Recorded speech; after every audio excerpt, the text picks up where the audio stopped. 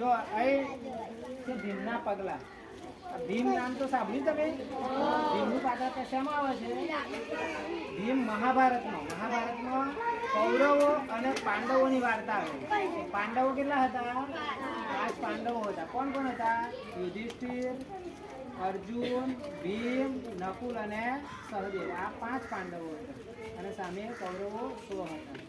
તો અહીંયા જ્યારે એ પાંડવો જ્યારે અજ્ઞાતવાસની અંદર ફરતા હતા એ વખતે ભીમનું લગ્ન થાય છે હિડમ્બા નામની રાક્ષસ સાથે.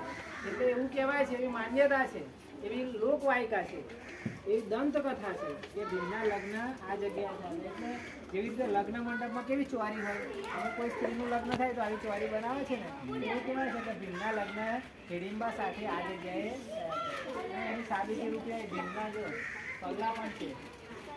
જેમ જેમ વર્ષો ગયા, આ મહાભારત કાળનો બહુ પહેલાં 5000 વર્ષ પહેલાંનો સમય છે. તો એ સમયે માણસો બહુ મોટા હતા, મજબૂત હતા, એટલે એમના પગલાં પણ તમે જુઓ કેટલા મોટા છે. જેમ જેમ સમય ગયો, જેમ જેમ ક્રમશઃ એમ માણસોની ઊંચાઈ પણ ઘટતી ગઈ, એમનો વિકાસ પણ ઘટતો ગયો. એટલે અત્યારે આપણા બધા અત્યારનો જે સમય છે એમાં માણસોની ઊંચાઈ પણ ઓછી હોય છે, વજન પણ ઓછું હોય, એમના પગ પણ નાના થઈ ગયા. પણ એ સમયના જો માણસોના પગ કેટલા મોટા, એ માણસો કેટલા મોટા હશે, કેટલા તાકાતવાળા હશે.